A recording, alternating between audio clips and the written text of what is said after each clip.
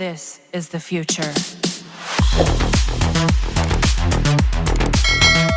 So here are the Warframes I highly recommend taking on Steel Path levels. These Warframes don't need any weapon and can kill enemies just by using their abilities. You can use these Warframes as your first Steel Path Warframe to progress through the levels and just have fun in Steel Path levels without dying or worrying about min-maxing your weapons aside from your Warframes. Also, take note that I did not add some of the exalted users here like Gara, Atlas, and Koro, as they still need a stacked stick on melee weapon to stack damage on Splinter Storm, deal huge damage with Landslide, and deal red crit big damage with Whip Claw respectively. Lastly, come join our Discord server for build help, clan invites, giveaways, and just chilling with the team. The link is in the video description below. Thank you so much, and now, let's get into the first Warframe named Baro.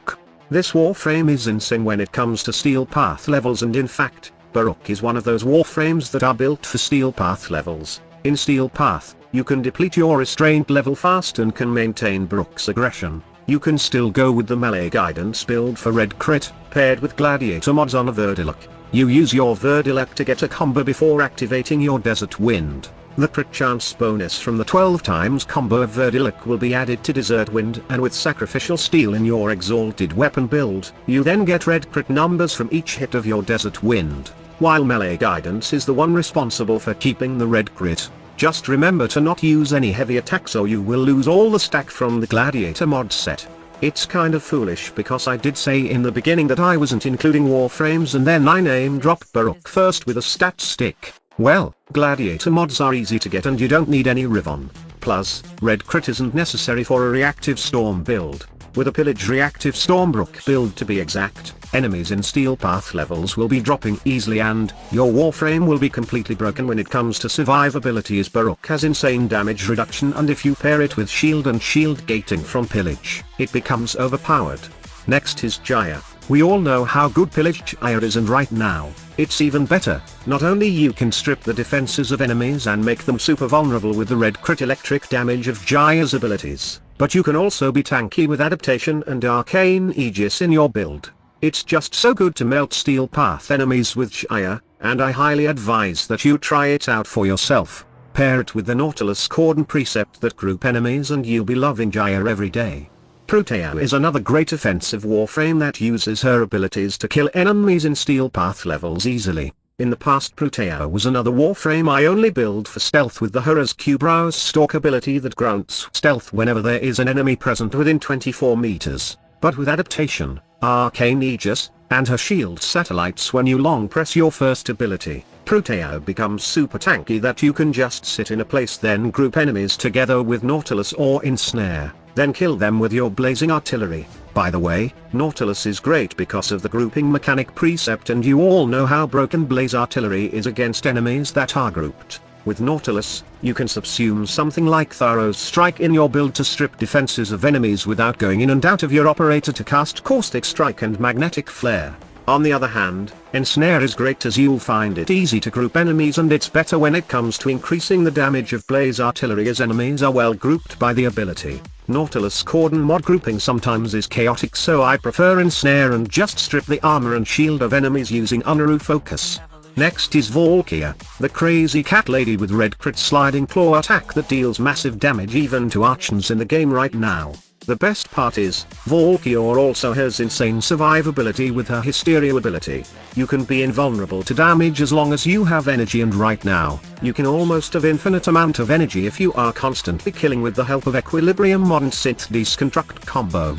With this, you don't need the Arcane Energize mod and min-max the build of my Vulia with more melee arcanes. Now, the most needed part for Vulia would be an augment just like a reactive storm or chromatic blade to make her claws better. But right now, you can kill Steel Path and beyond enemies using defense stripping and red crit. You can achieve defense strip with Unaru Focus, or you can do a pillage build for this Warframe, while the red crit can be done by adding Sacrificial Steel in your claws and using the Gladiator mod set combo using Verdiluck as stat stick and reaching 12 times combo before activating Hysteria. As always, melee guidance is needed to keep the red crit as long as you are not doing any heavy attack. Just make sure that you have combo duration also in your build to negate the negative effect of melee guidance, and you can do that with this pillage build by equipping Naraman Focus, and adding dexterity arcanes in your gun for combo duration. Next warframe that we have is Wukong. The same concept as Vulia, but Wukong's Iron Staff does more damage because it's more of a hybrid melee exalted weapon. It can red crit with the right build and it has a good status chance also. I have a Wrathful Advance set up in my Iron Staff Wukong right now, and it's really madness to see red crit on it once you achieved 12 times combo multiplier. This build by the way has a 91% damage reduction on health with all the armor buffs from Defy, Arcane Guardian and the Umbral mods. The damage reduction does stack with adaptation, making Wukong even more tanky, and, with the help of Healing Return, you can survive Steel Path and beyond enemies easily. However, don't expect the damage reduction will be great in longer endurance runs, as well all no damage reduction on health is not good, and it's either invisibility or invulnerability that can keep you going in endurance runs. Moving on, we got Titania. This warframe is a versatile warframe right now. It can do relic hunting, prime parts hunting, spy missions, speed farming, and even the Plague Star event. You can also do solid demolished unit hunting with Titania for farming relics, and best of all, Steel Path is fairly easy with a balanced Titania build like this. You got crowd aggro control with your lantern, you got fire rate with your augment, and then, you got insane damage with your Dex Pixia, which has an infinite bullet with the help of Arcane Pistolier.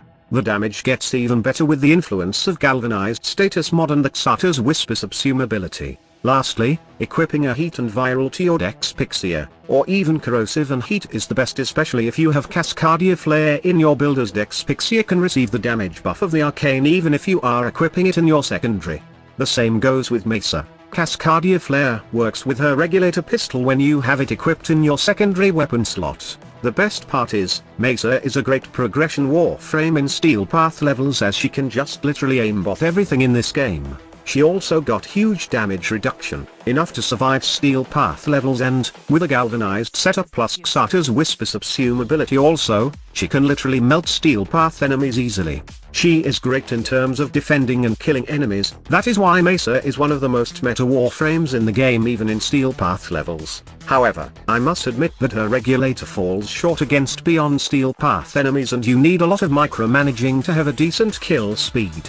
But when it comes to Steel Path progression, Mesa is a beast. Steel Path levels are also a breeze with the broken warframe. The warframe can kill Steel Path enemies by stripping their defenses with Gaze, and killing them with the Grasp of Lock ability. The more ability range you give this warframe, the better the DPS of your Grasp of Lock. Viral also works great with the damage, since you strip all the defenses and increase the health damage through Viral. The Viral can be applied through primer guns, and enemies also that are hit by Saku's fourth ability will receive increased damage from Grasp of Lock. You can also take Saku in terms of Steel Path progression just like Mesa, because you can just run and gun with their ability, but the only problem though is that this warframe needs a lot of attention when it comes to survivability. Aside from dodge chance, the only way to survive is using the shield gating mechanic. You can also subsume with Scythe into your Saku for that viral and slow, but it would take a lot of setup, just like Arcane Shards for energy and power strength, and the Arcane Energize. Saku may not be a good starting point for Steel Path, as it's not easy to create a build for them, but when you have all the necessary stuff, the run and gun gameplay that this warframe has to offer in Steel Path levels is quite fun to play with. Next is Dagath. The new warframe is by far one of the best Steel Path warframes in the game right now. She has everything you need in Steel Path levels. She got insane survivability with her third ability, and in my build right now, you can get 15 seconds of invulnerability. The 10 seconds downtime will be taken care of by shield gating, slow and adaptation mod, paired with the health orb drops that constantly heal Dagath. The good part is, with Scythe ability does slow enemies like Gloom, and you can recast it every time with the help of Equilibrium and Synth Deconstruct combo without needing Arcane Energize. The health orbs after Grave Spirit activates also help in energy regeneration, and Doom enemies will get their defenses stripped whenever they get hit by your ultimate ability. The best part is, Rakali's cavalry does insane viral damage that pairs well with Doom with the defense strip, while Grave Spirit is great when it comes to boosting the critical damage of your weapons. Still, you can use Dagath without any weapons because of how insane the damage of her fourth ability. So far, I can say that Dagoth is one of those fun warframes that is perfect for steel path levels. But if there's one warframe that is built for steel path levels without needing any micromanaging or lots of setup, then that is Styanax.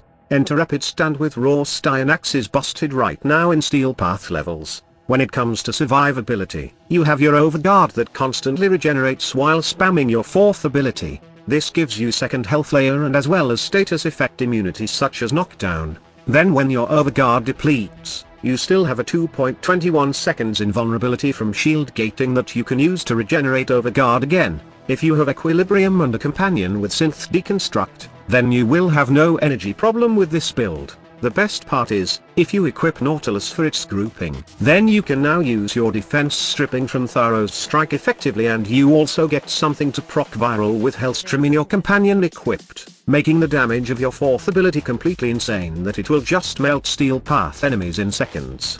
So that's all about it. I may have missed your favorite warframe, so feel free to leave it in the comment section, explaining why it should be in this list. Also, see you on my Discord server. Thank you so much for watching, and I will see you again in my next video. Squad Leader signing off.